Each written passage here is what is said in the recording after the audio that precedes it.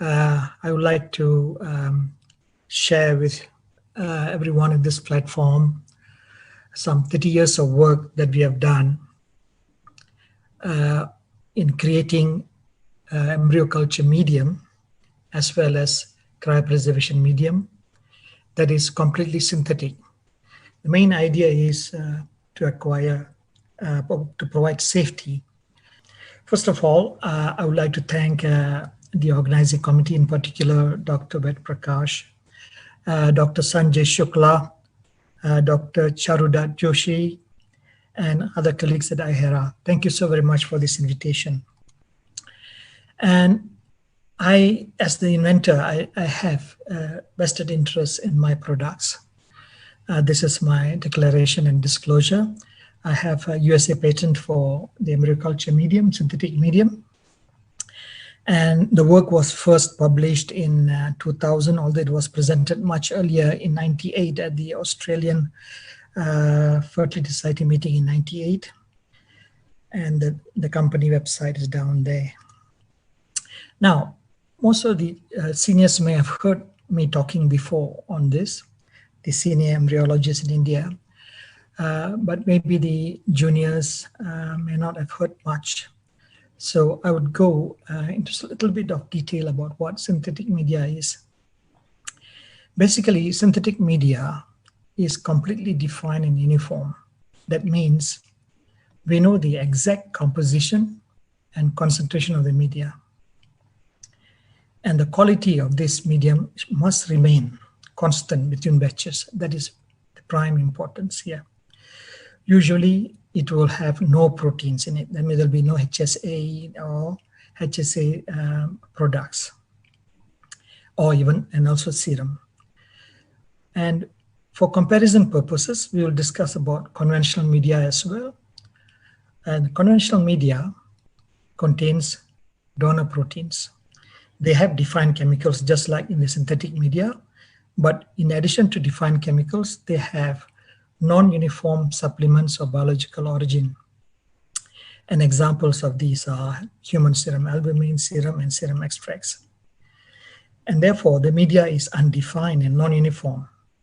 No two sera or HSA are identical, because of which, and therefore, the exact composition of the medium is not known.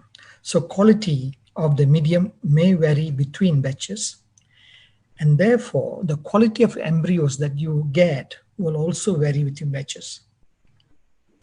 So there are problems associated with the use of biological supplements. I hope you can hear me, all of you? Yes, sir, we can hear you. Okay, good. Yes, sir, we are. All right, okay.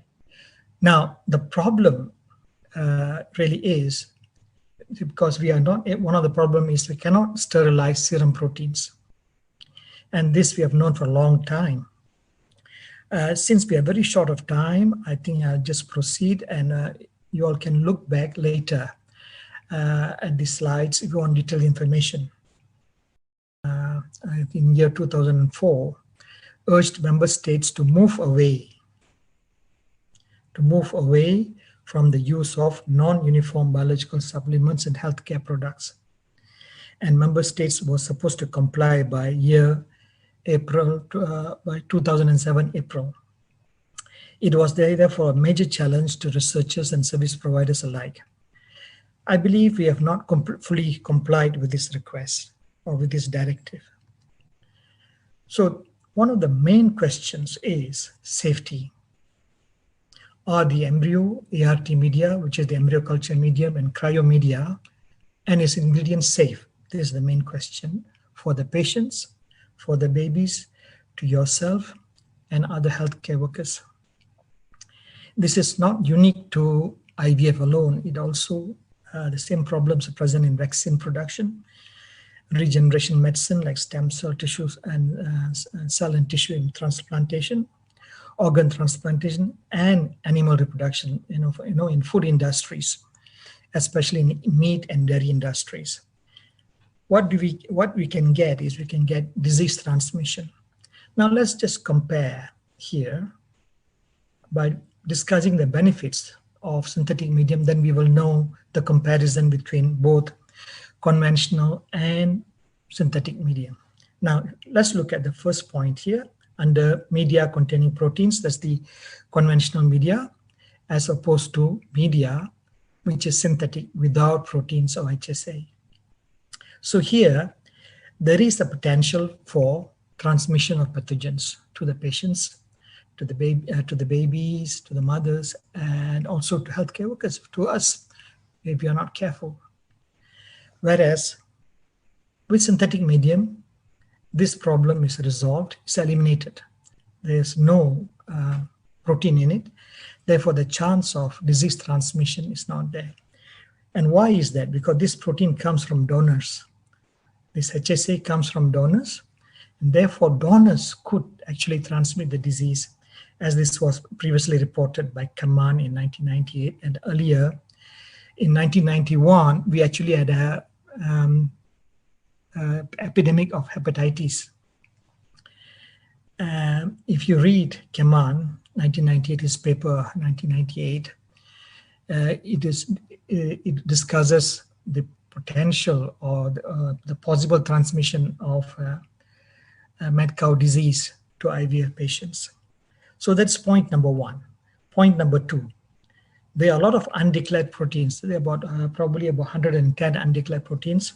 You can look up this paper by, I don't know how to pronounce his name, Dylan et al. Perhaps in 2014. And as opposed to that, in the synthetic media, we have no undeclared proteins. They're all defined. And here, in the medium containing protein, you can transmit RNA and DNA from the donors to the patients. And what is the implication of that? This RNA DNA may alter the embryonic genome.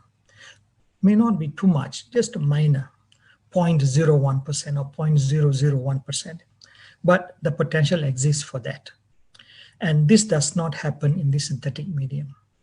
Now, I talked about earlier about batch-to-batch variation, and this is very, very common in the medium containing HSA. But in medium, which is synthetic, there is no variation. Even if there is, it will be negligible variation.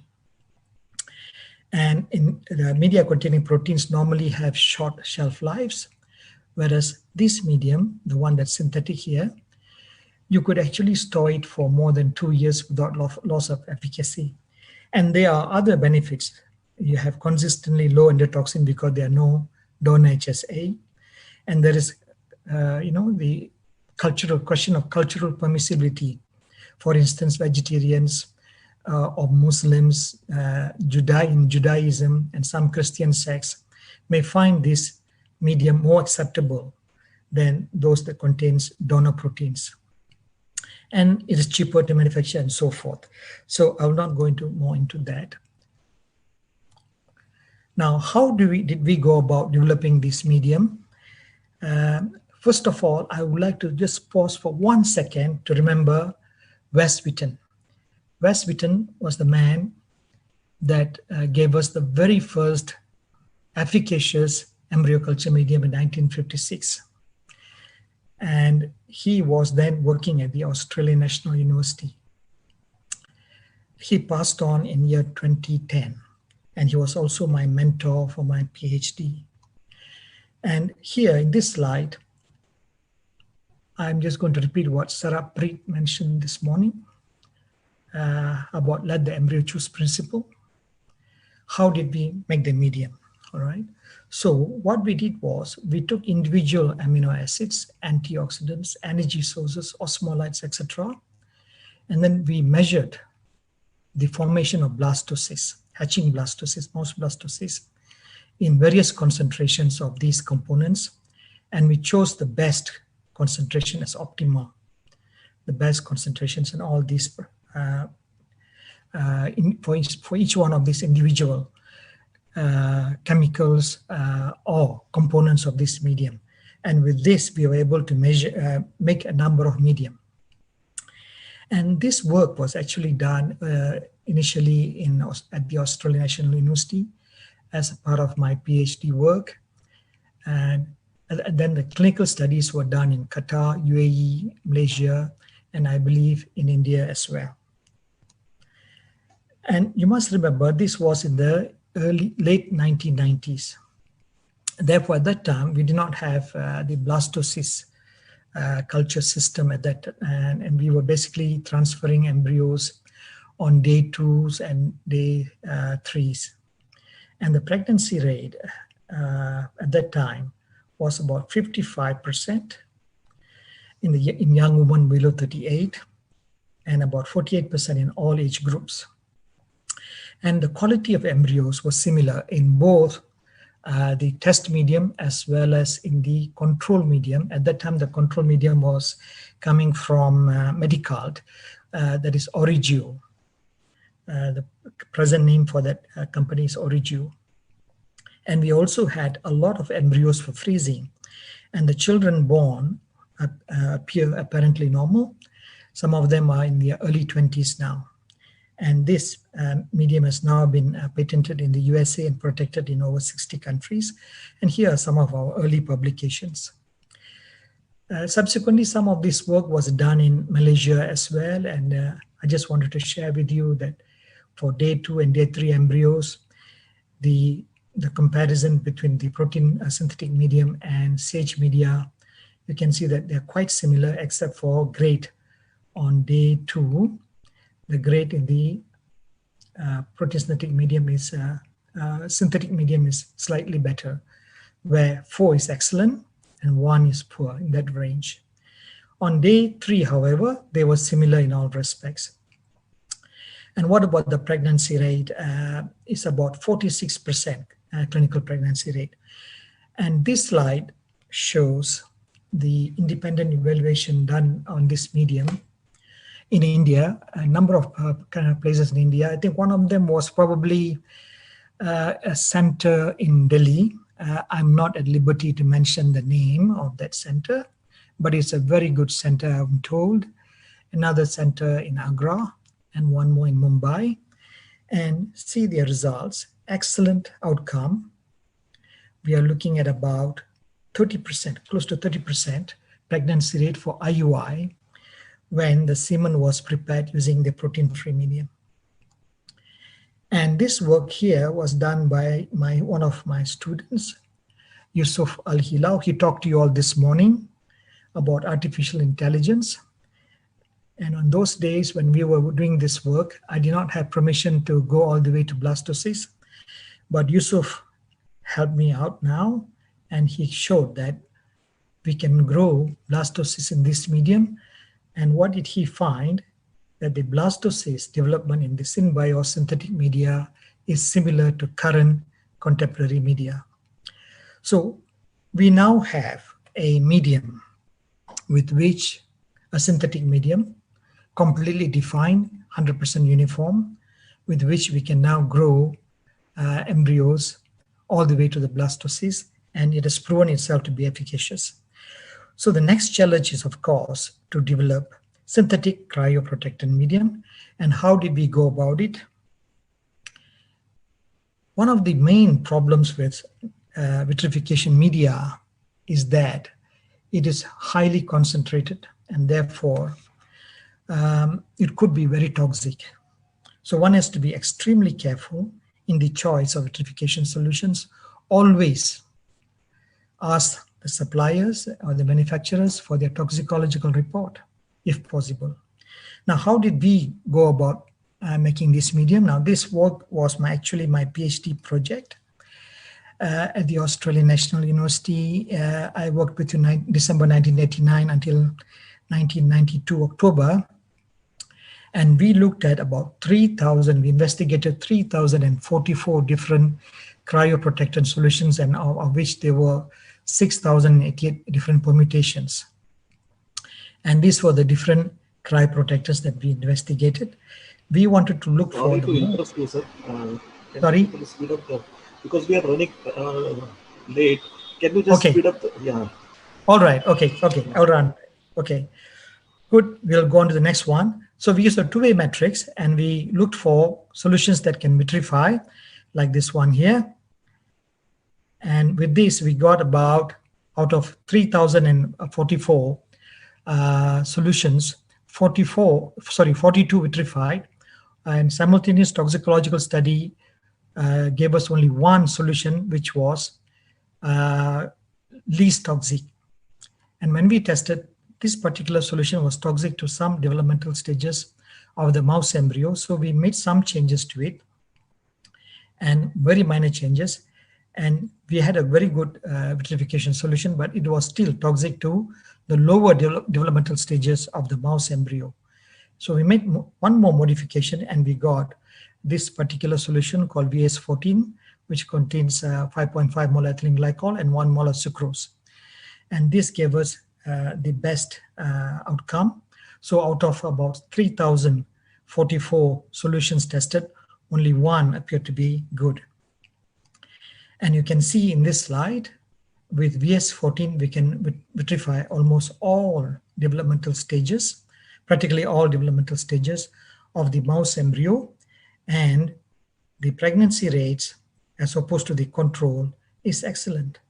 There is no difference between the controls and the test groups. And this just shows the toxicological data for VS14. You can see that VS14 is well tolerated for up to 20 minutes as opposed to the other two. So it is a very versatile and least toxic solution. When we tested this out in the sheep, again, we got excellent results and very good pregnancy rates. And there was no teratogenicity, and the vitrified mouse embryos are proven to be viable and can result in normal young. And mice derived from vitrified embryos can also reproduce and give birth to normal young. And what about human embryos? And I was asked by National University of Singapore to adapt the technique that I developed for the mouse and sheep embryos for the human. And here you can see we've got 100% survival. And those days we did not, and then, 1990. Sir, again, I think we are really running out of time. Can you please? All right. Yeah. Okay then. Okay. Good. Just a few more slides. This is the first human embryo vitrified successfully. The same one here. And this is the synthetic medium with which we can vitrify the human embryo. And the sperm too, we got very good results, okay, with synthetic medium. And what about hyaluronidase? Hyaluronidase is obtained from bovine, the cattle is from the cattle, and the cattle has about thousands of viruses, and this can jump hosts. Therefore, we now have got an enzyme from microorganisms which may have less disease. So in conclusion, we are no longer dependent on serum proteins for embryo culture, cryopreservation, or gamete cryopreservation. The potential for transmission of pathogens and hazardous agents in ERT medium is eliminated. There is no batch-to-batch variation. And the synthetic media appears safe. There's excellent pregnancy rate. And the synthetic media are probably the 21st century media, the next generation media. Thank you so very much.